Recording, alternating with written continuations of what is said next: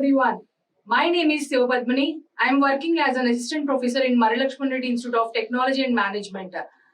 Today, I would like to discuss about data link layer in computer networks. In the data link layer, first we will start with the introduction of the data link layer. Here, it is responsible for moving frames from one node to the another node, from moving frames from one hop to the another hop. If you see here we are checking with the network layer and the physical layer. The data is transmitted between two devices. Among these two devices, the data is received from the data link layer to the physical layer, and from the physical layer, connection is framed to the data link layer, and it will process the information to transfer from one node to the another node. If you observe the diagram here, the H2 is the header and T2 is the tail. So here in the data link layer, we will send the frames or nodes or text, whatever the device messages we are transferring, we will transfer from physical layer to the network data link layer and data link layer to the physical layer. Here the information is passed from one node to the another node. Data link layer will have two sub-layers. One is the logical link control, another one is the media access control. In the logical link control, it deals with the protocols, flow control and error control. What is meant by flow control, what is meant by protocol, and what is meant by error control? Protocol means what are the major rules and regulations it should follow when it wants to transmit a message from one network layer to the one data link layer to the another data link layer. And flow control, how the data we want to flow, what type of data we want to send, how the message we want to transfer, and after one node another node how we want to pass the message, that is in the flow control. If we are sending the message, some errors will occur, whether the message can be transmitted very error one, or in the message we may have some disturbances or partial message transfer can occur. In order to overcome all these things, we will come to the error control. Second one is the media access control. It deals with the actual control of media. What is the control of media here means how the data is being transferred from one layer to the another layer. From the top layer of the application layer to the data link layer, the data will transmit through different layers and it will transfer from one hop to the another hop. What are the functions of the data link layer? We'll see now. Framing, physical addressing, flow control, error control, access control, and synchronization. These are the multiple functions of data link layer. Coming to the case of framing, we'll discuss here in detail. Data link layer divides the stream of bits received from the network layer into manageable data units. Whenever we want to transmit message from one data link layer to the another data link layer, that is from server to the receiver, we will not directly transmit the messages. We should get the data link layer message which we need to transfer from the network layer.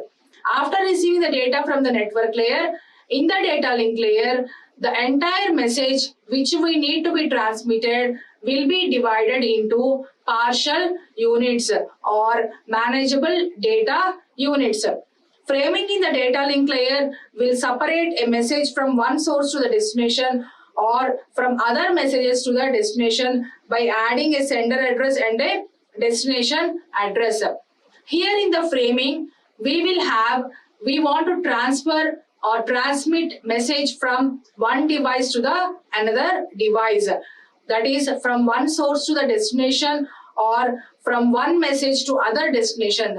When we are transmitting the messages, we will add a sender address and the destination address here, so that the receiver will understand from where we are receiving the message and to where we have to transmit the message. Frames can be of fixed or variable size.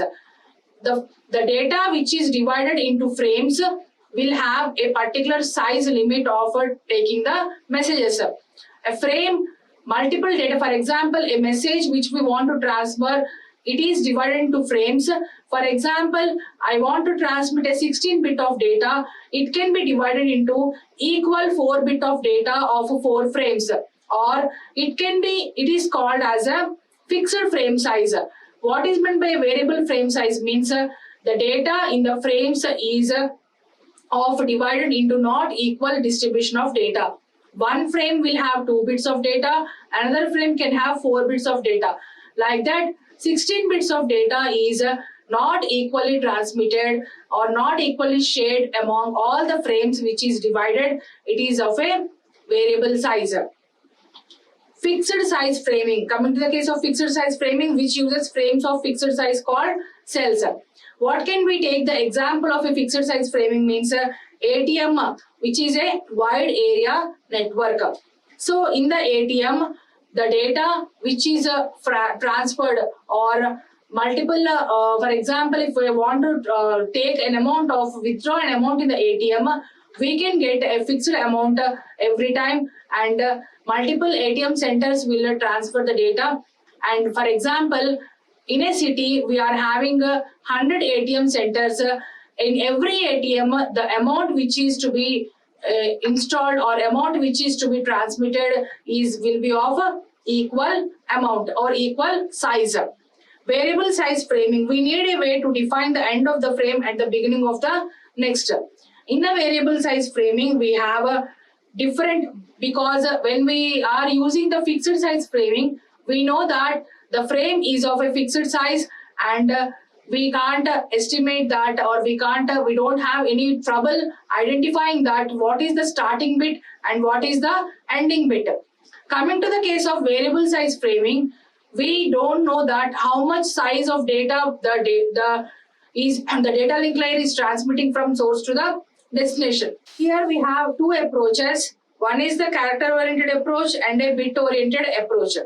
What is meant by character oriented approach? If you observe the diagram, here we have the data which is to be transmitted, the data from the upper layers. 2 approaches of variable size framing are character oriented approach and bit oriented approach.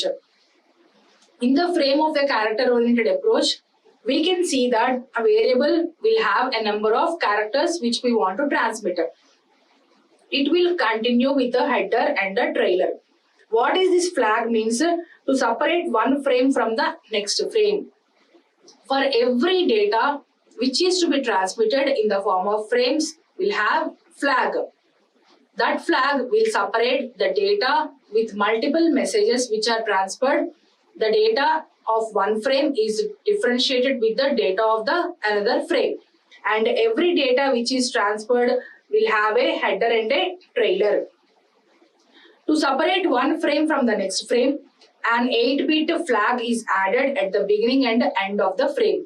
8-bit is equal to 1 byte. So 1 byte of extra data or extra space is added for every frame.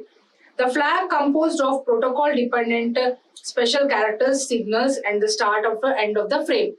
What the flag message will contain means, in the flag we can separate a message or a frame with another frame, so that the flag may contain some special characters like @ or exclamatory symbol like that, or some signal. Some signal can also be installed in the flag, so that by seeing that particular symbol, we will analyze that the flag is separating the frame from one frame to the another frame. Byte stuffing and unstuffing. Byte stuffing is the process of adding one extra bit whenever there is a flag or escape character in the text. Here we use the concept of byte stuffing so that after receiving the entire message, the receiver should not get confused that which frame belongs to which particular data. So when sending the message, the sender will install a separate flag in every frame discontinuation. Means a frame which is containing of 4 characters, after 4 characters is completed, a flag is installed. So here, when we are receiving from the upper layer, that is, we get this data of the data link layer from the network layer. That network layer will send the data with a flag and a escape character.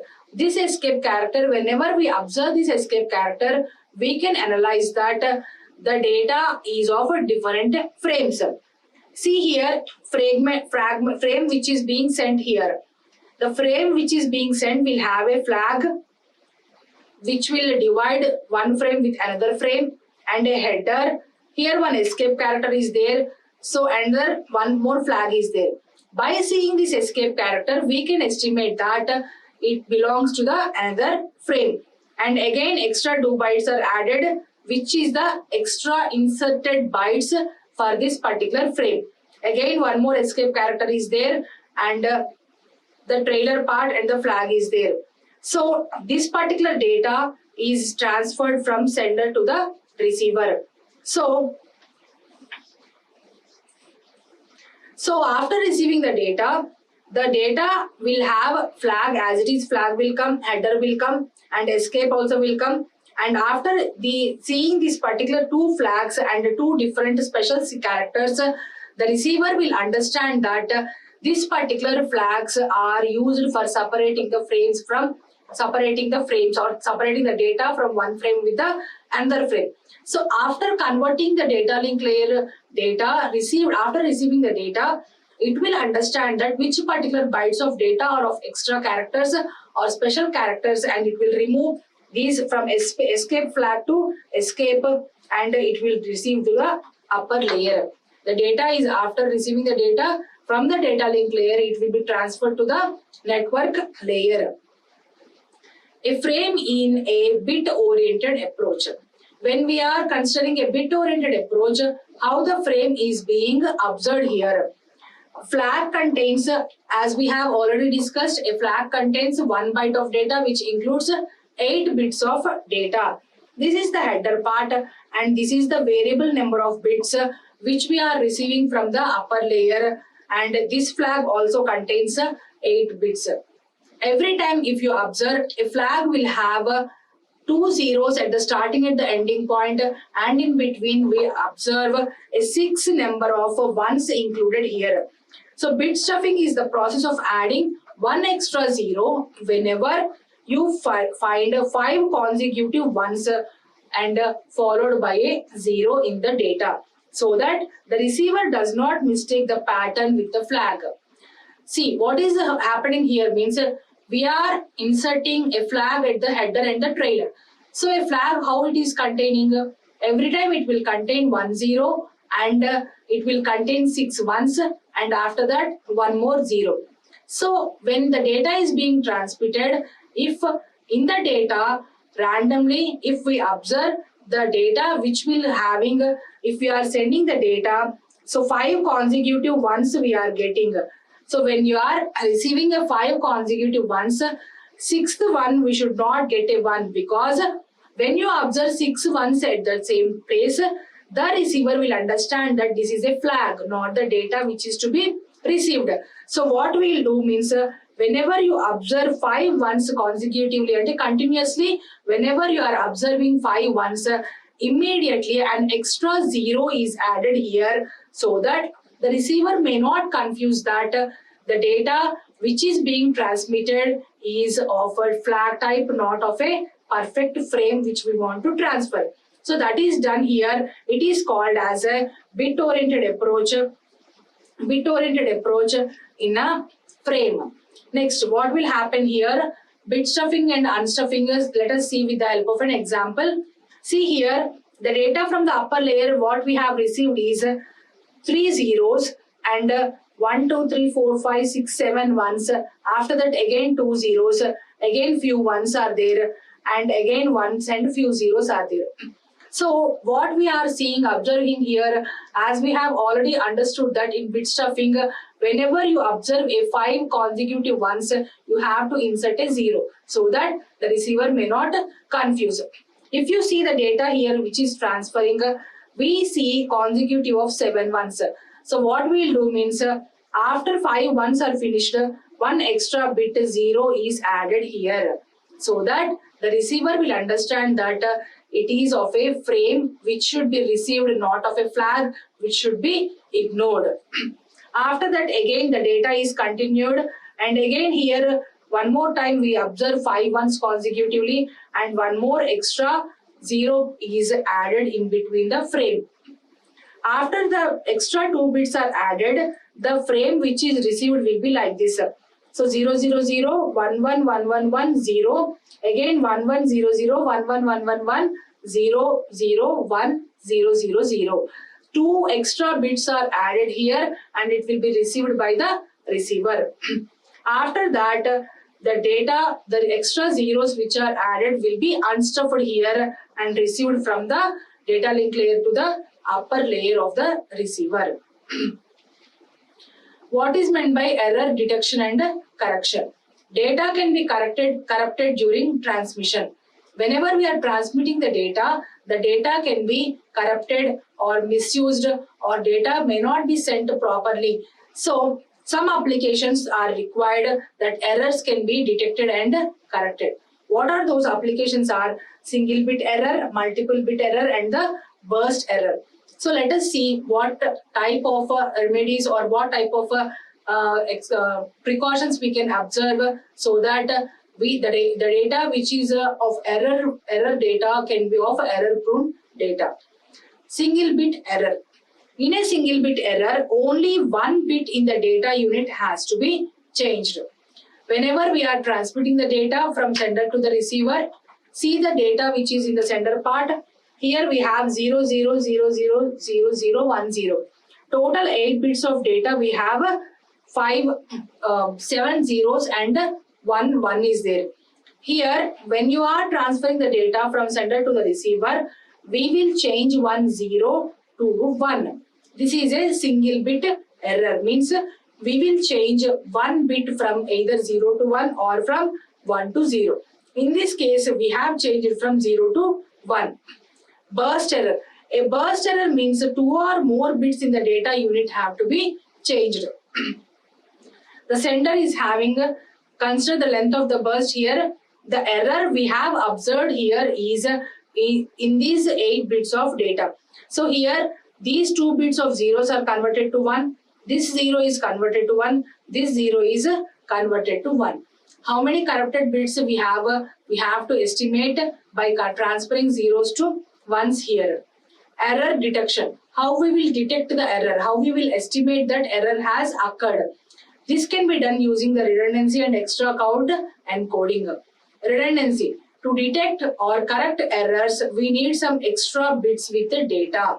Whenever you are sending the data, instead of sending the entire data without adding an extra bits, in order to overcome the error, add some more extra bits so that the data cannot be corrupted. These redundant bits are added by the sender and removed by the receiver. The extra bits are added by the sender, and after receiving the data, the receiver will remove the extra bits which are being added.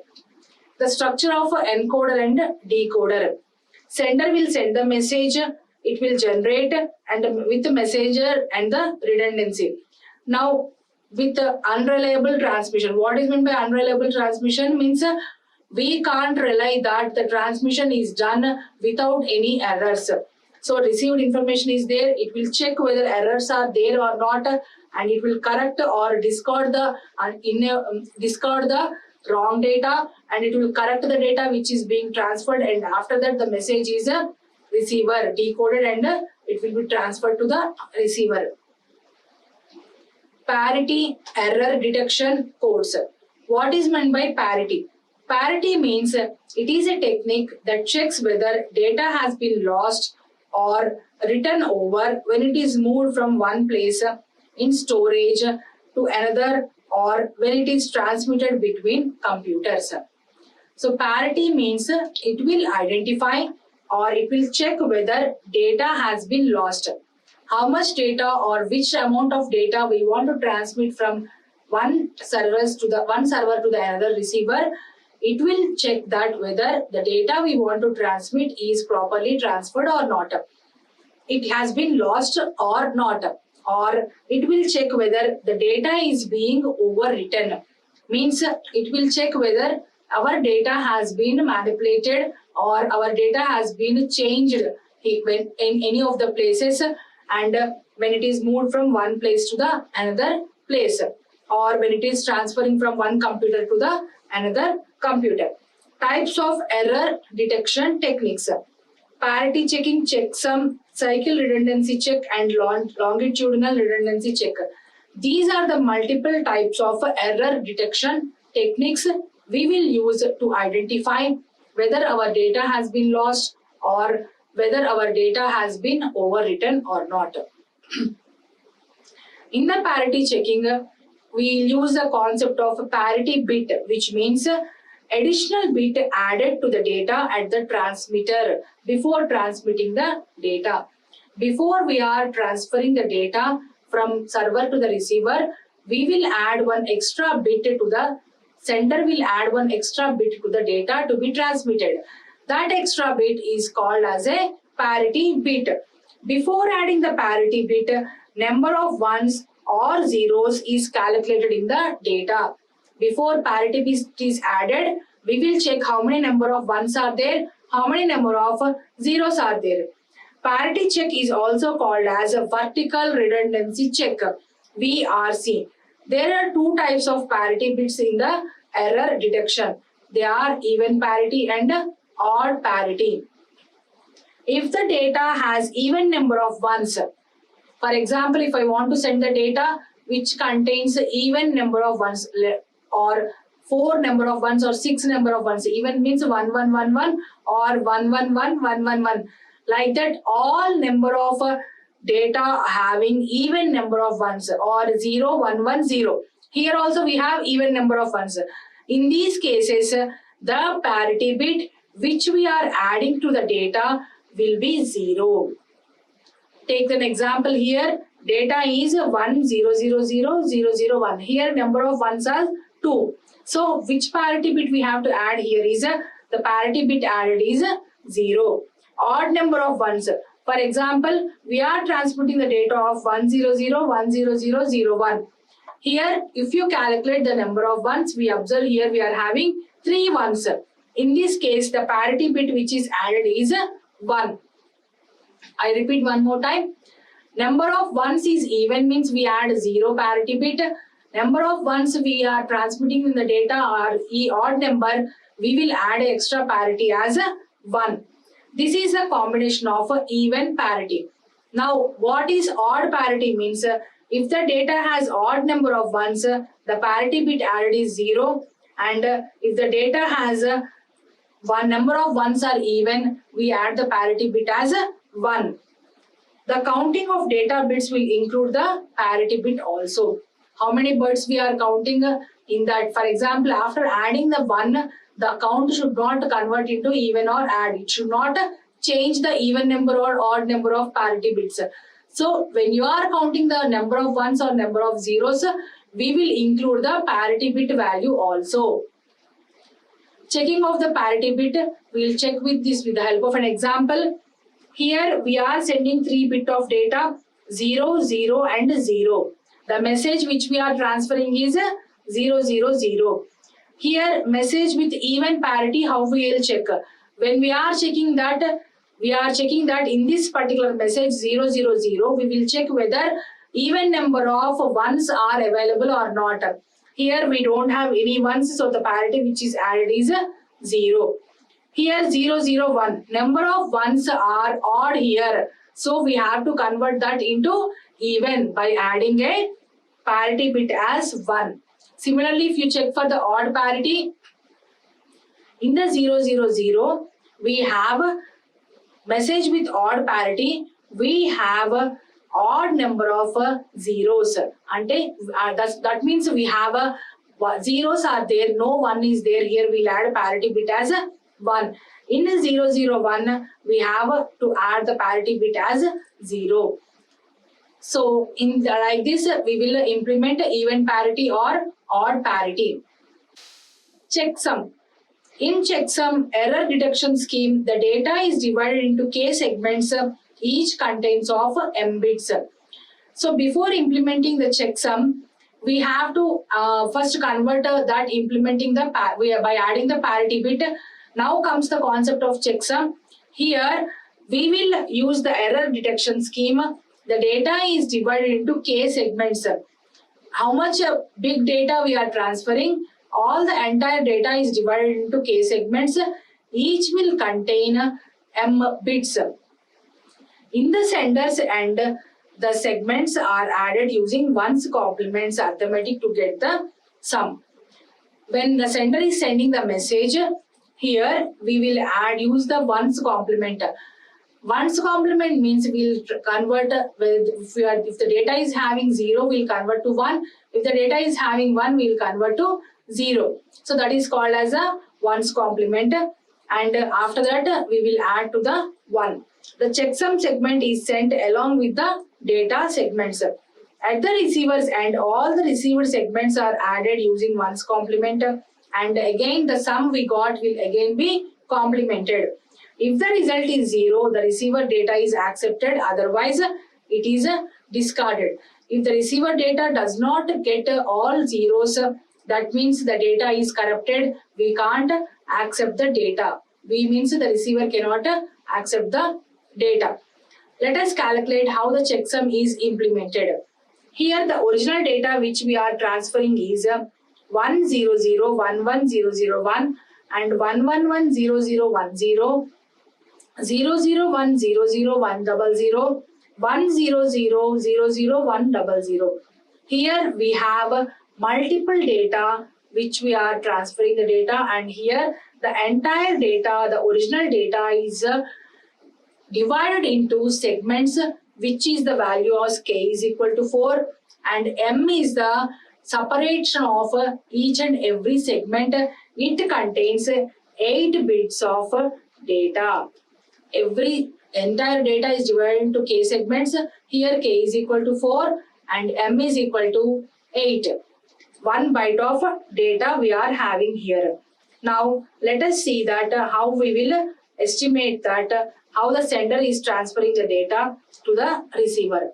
The first we will consider the first segment, which is 1001101, and we will try to take the second segment here, 1110010. Now we will add those two data, and again we will add third data here. Again we will add the fourth data here. All the data we will get, we got the sum as 001000101. So checksum means we will convert into the ones complement. Ones complement, as we have discussed earlier, will convert 0 to 1 and 1 to 0. So this data is transferred to the receiver. Now the receiver will receive the data as 110111010. So here we will receive the data. Again, the original data we will take here, and we will transmit all the data by adding each and every data of the 4 segments, and again we will do the sum here. After complementing the sum, we will get all zeros. So as we got all zeros, the data is properly transmitted from sender to the receiver. Cycle redundancy check. This is another type of error detection. So sender is there and receiver is there. Here again we have a data, and n number of bytes are there. So whenever the sender is sending the data, it will send n plus 1 bits of data. The divisor will consider, and the cycle redundancy check n bits are activated. So the sender will send the data with data and the cycle redundancy check. Original data plus the cycle redundancy check extra bits which are added, that is transferred from sender to the receiver, and the receiver will receive the bits. Whenever it is receiving the bits, it will check that reminder. It will check if the reminder which we are getting should be always 0. If it is getting the 0, it will accept the message. If it is not getting all zeros, it will discard the message. Let us see this with the help of an example. The original message which we are sending is 1010000. Here it is divided with the sender. Who is sending the sender? The generator polynomial who is generating the particular message. It is called as a generator polynomial. It contains x cube plus 1. So x cube plus 1 means we'll start with the x cube value, which is 1. X square value we are not having 0. X value we are not having 0. And 1 we are having. This is the CRC generated, which is added to the data, and both can be transferred from the sender to the receiver. So with this particular generator, we are going to divide the particular message which we are transferring. So 1001, we are adding here 1001, 0 minus 1, 1, 1, and again 0, 0, 1, 1, 1 means again we'll get 0. So after that, a few more bits are dragged down here, and at last we will get the message as or the reminder as 0, 1, 1. This particular message is added to the original divisor.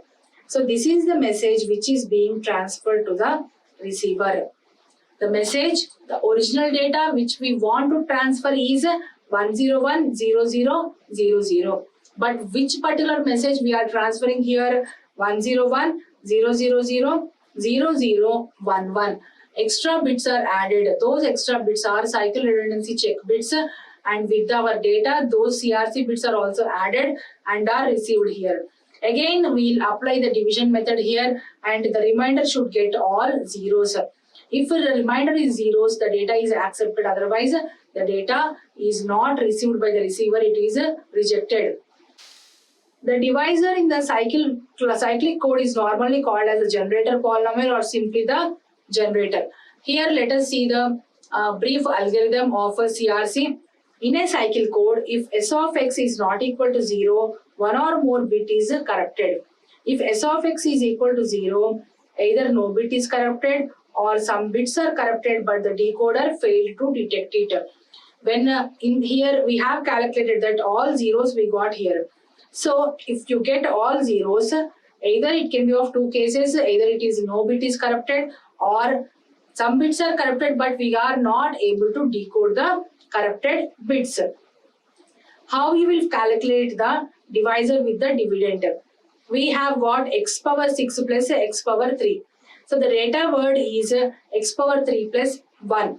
So here what we will do means we will use with the x power 3 plus x plus 1, and we will apply the division concept here, and the data word and the remainder is divided. The standard polynomials which we are using for implementing the CRC technique. When the CRC of 8 bits, the polynomial which is used is for the ATM header we will use is x power 8 plus x square plus x plus 1. CRC is a 10 bits CRC, then we will use x power 10 plus x power 9 plus x power 5 plus x power 4 plus x power 2 plus 1. Similarly for CRC 16 and CRC 32 are there. Coming to the case of longitudinal redundancy check, here a block of bits are arranged in a table format, and we will calculate the parity bit for each column separately. We will divide the entire data into a table format. The entire data is divided into rows and columns, and we will calculate the parity bit for each column separately. For every column, we will calculate separately, and we will try to identify the data, how many parity bits are added, how the data is being transferred, whether errors has occurred or not, like this. The set of these parity bits are also sent along with our original data bits. This method can easily detect burst errors and single bit errors, and it fails to detect 2-bit errors occurs in the same vertical line. This is the longitudinal redundancy check. Here we are transferring 4 segments of data, and this data is written in the rows and column wise. It will identify all these 4 data 1, 1, 0, 1, and LRC which is added is 1. Coming to the case of longitudinal redundancy check, here we have 4 segments of data 1110011 and 1101101, 001110001, and 101010001. All these 4 segments are arranged in a rows and columns wise. So the data, so here the first data in the row is written here, second one, third one, and fourth one. So we will observe, it will apply the parity concept in the first column here.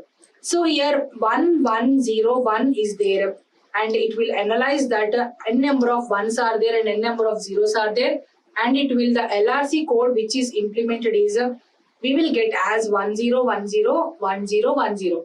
So this is the LRC code which is calculated depending upon the data, which is data parity should be added. Here if you observe here, the number of ones are 3. Here we'll put one more one to convert into the even parity. Here 2 ones are there, we don't add any extra parity bits, we'll add a 0. And here 3 ones are there, we'll put 1. Similarly, we will get the longitudinal redundancy check LRC extra bits values to be added. So this one, along with the original 4 segments of data, this extra LRC data is also included. So this is how we will implement our error detection techniques. These are the references we have used, and thank you.